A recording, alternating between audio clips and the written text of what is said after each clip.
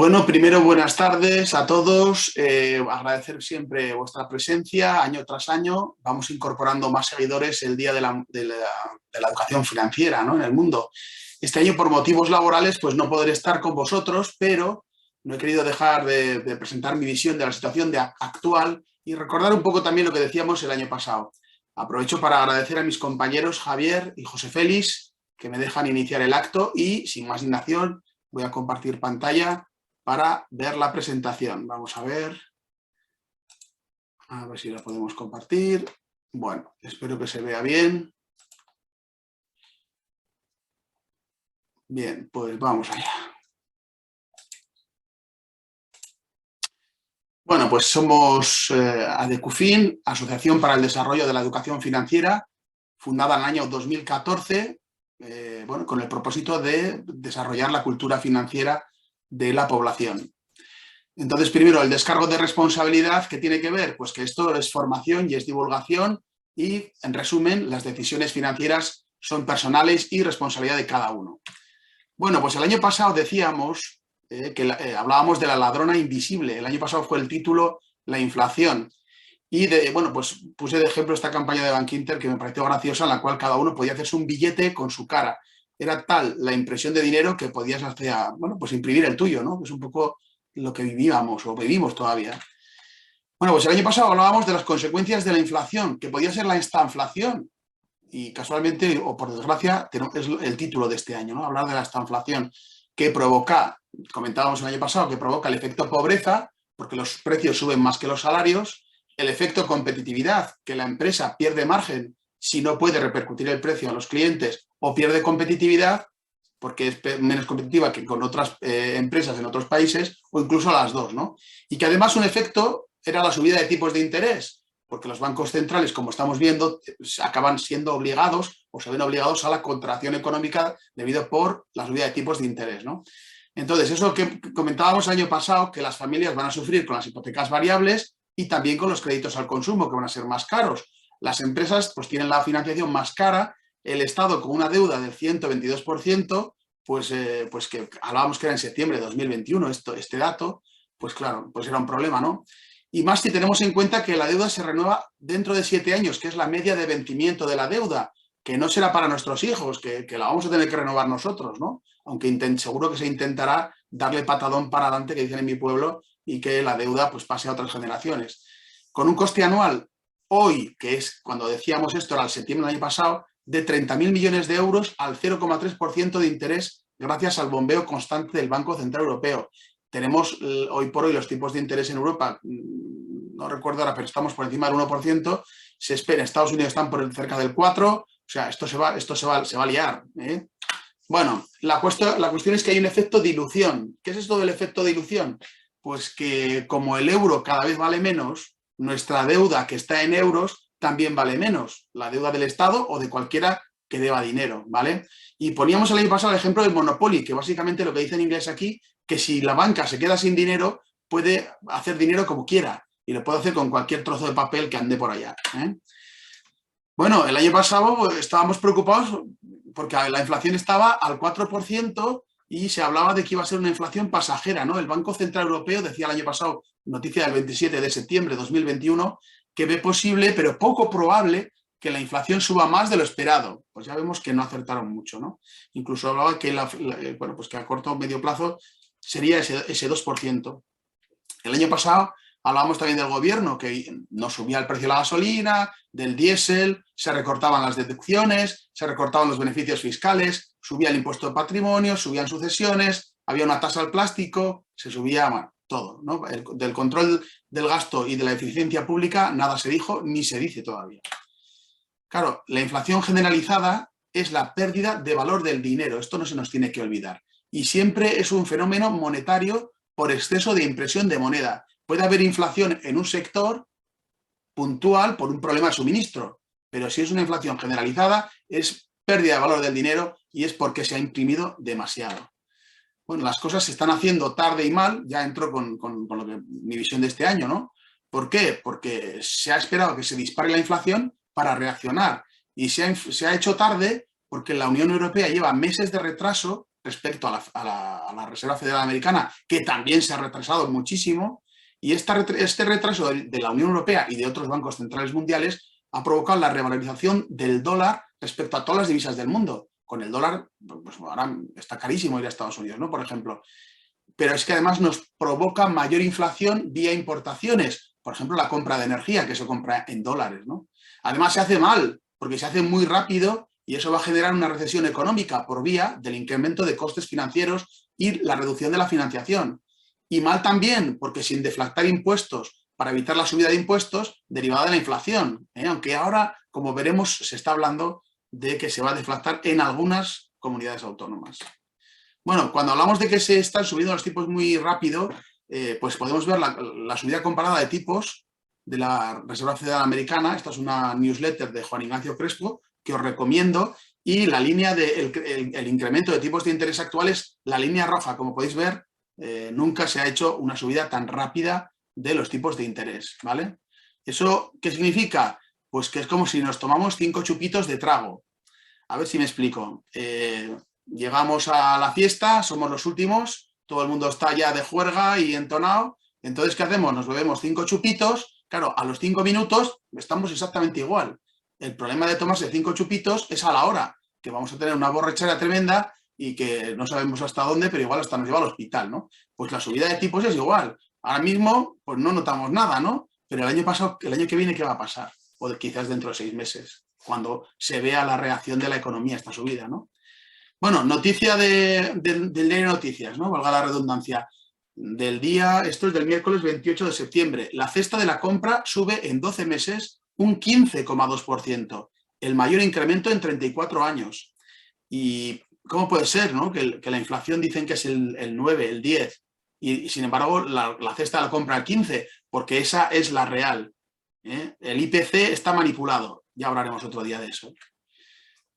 Con la newsletter de Juan Ignacio Crespo podemos ver qué está pasando en el Standard & Poor's, Camino del Sur. Como veis, está comparado con el año 2008 y lo que espera, según Juan Ignacio Crespo, es que vaya siguiendo la línea de 2008 y que siga bajando la bolsa, ¿vale? No lo sabemos lo que va a pasar, ¿eh?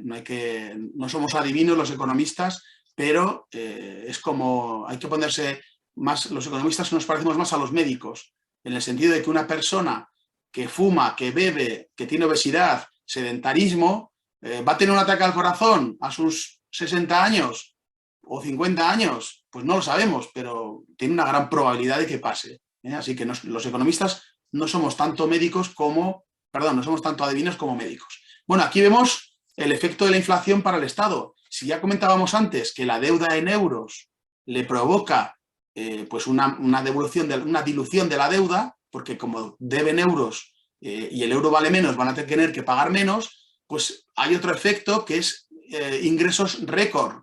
Es decir, la recaudación tributaria desde el año 2000 prácticamente se ha duplicado, y ahí tenemos la gráfica, y el crecimiento de la recaudación respecto al año pasado es de un 20% más, porque claro, si la gente sube precios, si los impuestos están vinculados a los precios, lógicamente pues el más beneficiado es el Estado, con lo cual tampoco tiene mucha prisa en subir intereses, y yo creo que es uno de los motivos por los que se han retrasado, ¿no? Porque les conviene a los estados la inflación.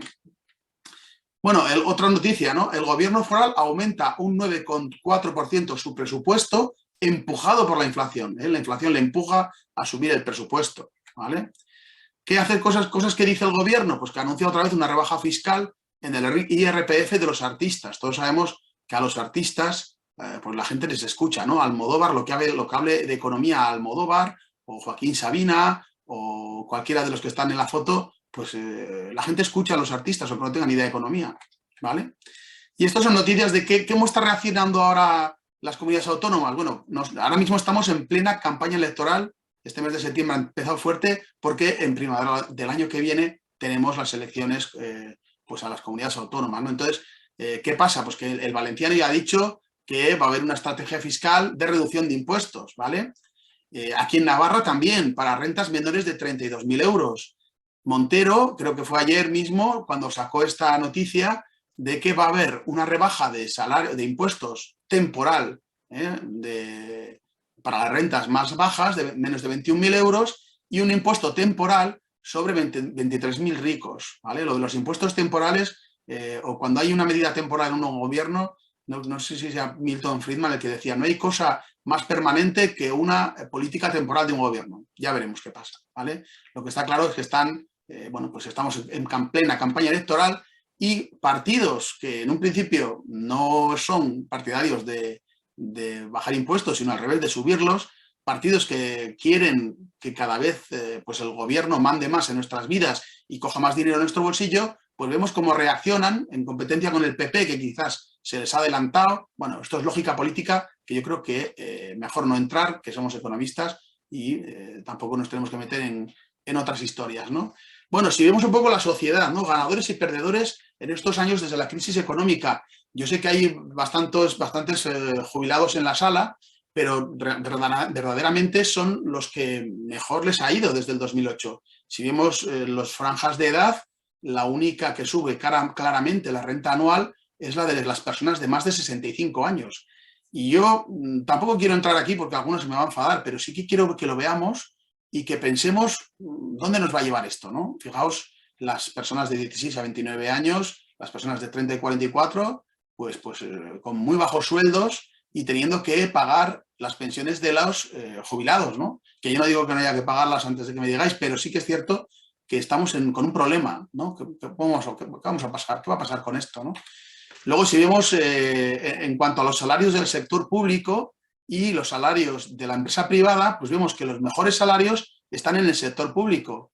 ¿Y dónde está aquí mi extrañeza? Es que el sector público debería tener menos salarios que el privado. Hombre, no así exactamente, ¿no? Lo normal sería que el sector privado, la actividad económica, seleccionara a los mejores trabajadores para que pues sean más rentables y puedan pues, conseguir mayores beneficios, ¿no? Pero vemos que hay un incentivo claro a que los salarios altos están, como podemos ver, a partir de 2.000 euros, están claramente en el sector público, ¿vale?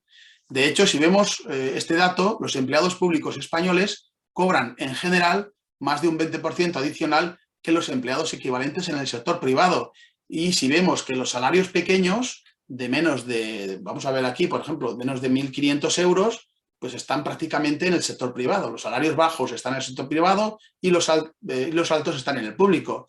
Por eso pasa que cuando yo pregunto en la universidad a mis alumnos qué van a hacer, me dicen que van a opositar. ¿Problemas de esto? Que nosotros somos un sistema que necesitamos los mejores y que la rentabilidad económica y la productividad es el futuro de una nación. Y la productividad se consigue con los mejores empleados. Si están en el sector público, pues tenemos un problema, pienso yo, ¿vale? Bueno, vuelve la prima de riesgo, ¿vale? ¿Y esto qué es? ¿Un castigo a los países endeudados o es un premio a los bien gestionados? Yo ahí lo dejo, luego comentamos. Y esto ya es, bueno, pues lo que tenía que pasar, ¿no? La inflación vuelve a bajar y cierra septiembre en el 9%. ¿De verdad? ¿De verdad está bajando la inflación? ¿Pero cómo que está bajando si estamos un 9% más caro todo que el año pasado? O, noticia de ayer de Televisión Española, el titular, que es del 29 de septiembre de ayer, como digo, la bajada de la electricidad y los carburantes hace que el IPC baje un 1,5% en septiembre. O sea, que está bajando. Lo que está bajando es la aceleración, ¿vale? En vez de acelerarnos tanto, está acelerándose menos, pero estamos peor que el año pasado con un 9% más caro todo.